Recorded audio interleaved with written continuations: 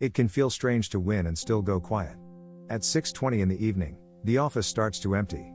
A few chairs have been pushed back from the meeting table. Your notebook is still open on your desk, with one line underlined a little too hard. The water in your cup is not finished.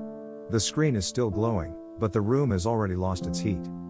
So why does victory sometimes make you still, instead of loud? The quiet reason you may stay humble in victory is perspective. In this video, I'll slow down what that means, why it shows up after a win, and how it can keep your feet on the ground without taking the moment away from you. Humility in victory is not acting small. It is the feeling that even when the result is yours to hold, you can still see the whole room around it. You can see the people, the timing, the near misses, the luck, the work, and the small turns that could have gone another way. It is not the same as hiding your happiness. It is not pretending you did nothing. It is more like standing in the middle of a good outcome and remembering that life is wider than one good day. One common reason is that you know how close the result came to being different. A win can look clean from the outside, especially after everyone has agreed, applauded, or moved on to the next meeting. But when you were inside it, you remember the awkward draft, the quiet worry before speaking, the moment someone else's comment helped your idea land better than it would have on its own. You remember that your final answer was not born fully polished, it was shaped by small corrections, good timing, and a few people giving the room enough patience. So when the praise comes, you can smile, but part of you also remembers the fragile path that brought you there. It can begin quietly when you have seen other people work hard and still not get chosen. Maybe you have watched someone stay late, prepare carefully, speak with care, and still leave the room without the outcome they hoped for. Not because they were careless, and not because they lacked value, but because timing, mood, politics, budgets, and simple chance were sitting at the table too. When you know that, your own win does not feel like proof that you are above anyone else. It feels like something real, but also something that arrived through a door that does not open the same way for everyone. One thing that often sits underneath is the memory of being helped more than people can see. There may be a sentence in your presentation that came from a coworker's quick note. There may be a calm tone you learned from someone who once stayed steady for you. There may be a chance you were given before you knew how to carry it well.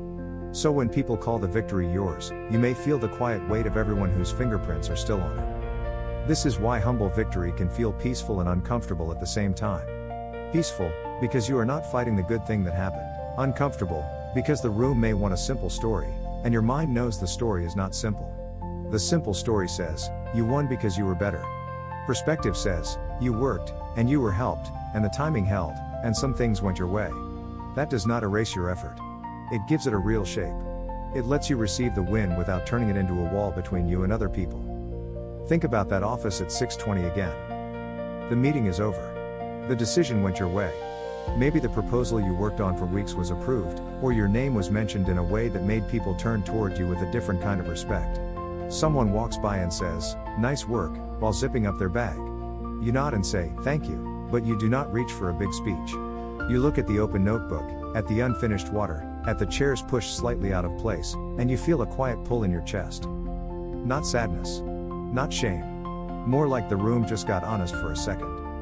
You can still hear the person who asked the question that made your point stronger. You can remember the teammate who stayed quiet after their idea was passed over.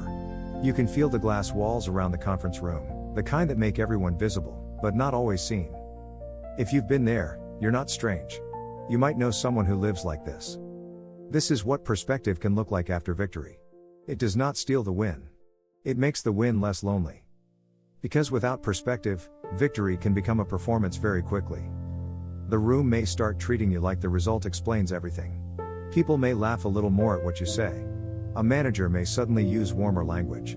A coworker may look at you with pride, or distance, or both.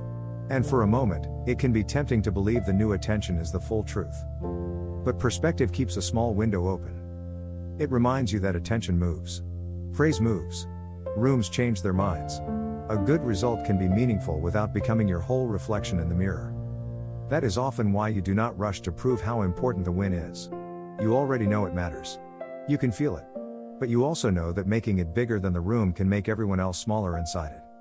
And maybe that is the part people miss. Humility is not always about being naturally modest. Sometimes it is a form of accuracy. It is the ability to look at a victory and say, quietly, this is good, and it is not the whole story. A small way to carry that feeling is to let the win land before turning it into an image. There may be a moment after a good meeting when your hand moves toward your phone. Maybe you think about posting something, sending a message, or replaying the praise to keep the feeling alive. Nothing is wrong with sharing good news. But one quiet pause can change the shape of it. Sitting with the win first can help you notice what is actually there: relief, gratitude, tiredness, pride, maybe even a little disbelief. That pause protects the moment from becoming only a display. It lets the victory belong to you before it belongs to anyone else's reaction. You might simply close the notebook, drink the rest of the water, and name the honest sentence under your breath: "This went well, and I am grateful." Not as a performance. Not as a way to shrink. Just as a way to stay close to the truth. Another gentle way to keep perspective is to separate what you gave from what you were given. You can think of it in two quiet columns, even without writing them down. On one side, the work, the preparation, the patience, the courage to speak when the room was not easy. On the other side, the timing, the people who backed you, the lucky opening, the fact that someone was in the mood to listen. Both columns can be true at the same time. This matters because many people swing between two extremes. Either they take all the credit and lose sight of the room, or they dismiss the win and act like it was nothing. Perspective gives a middle place. It lets you say, "I did contribute, and I was not alone." There is a steadiness in that middle place. It keeps you from needing to tower over the room. It also keeps you from disappearing inside your own success. Because sometimes being humble in victory is not about lowering your voice. It is about keeping your vision wide. You can accept the compliment. You can enjoy the relief.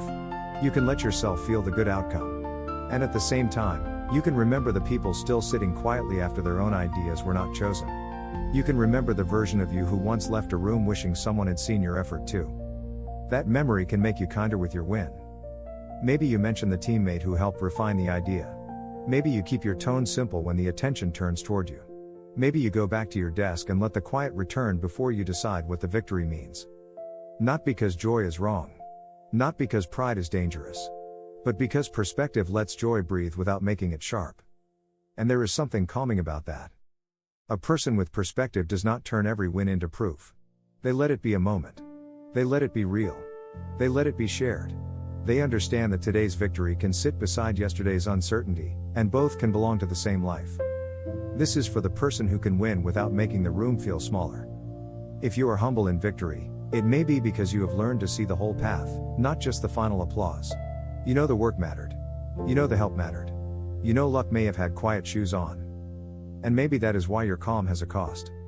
You feel more than the win. You feel the room around it.